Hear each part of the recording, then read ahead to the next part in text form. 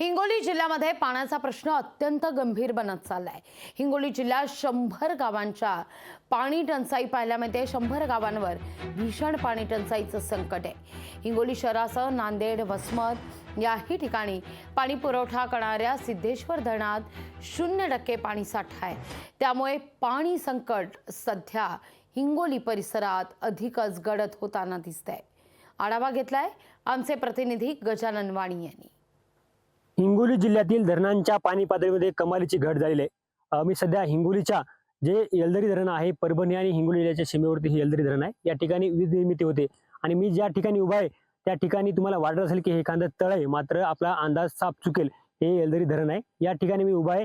या ठिकाणी दरवर्षी पाणी साठा असतो, मोठ्या प्रमाणात पाणी असतं, मात्र या ठिकाणी आपण बघू शकता की आता संपूर्ण पाणी जे आहे ते या ठिकाणी आटलेलं आहे। संपूर्ण धरण जे आहे ते कोरडे व्हायला सुरुवात झालेली आहे। जवळपास या धरणामध्ये दरवर्षी मे महिन्यामध्ये जवळपास 50%च्या वर पाणी साठा असतो, मात्र यावर्षी या धरणामध्ये केवळ 29% जे आहे ते पाणी साठा आहे। आणि या धरणावरती जे समोर सिद्धेश्वर धरण आहे, या धरणाचं पाणी सिद्धेश्वर धरणामध्ये जातं, मात्र त्या सिद्धेश्वर धरणामध्ये केवळ आता 0% पाणी साठा असलेला आहे। केवळ मृत पाणी साठा या ठिकाणी शिल्लक आहे। आणि या येलदरी धरणाचं पाणी जे आहे ते परभणी असो त्या हिंगोलीच्या सेनगाव शहराला पाणी पुरवठा होतो आणि सिद्धेश्वर धरणाचा पाणी पुरवठा हिंगोली, वसमत, औंढा नागनाथ या शहरांना होतो। मात्र आता येलदरी धरणाच्या पाणी पातळीमध्ये कमालीची घट झालेली आहे आणि सिद्धेश्वर धरणामध्ये संपूर्ण पाणी साठा कमी झालेला आहे।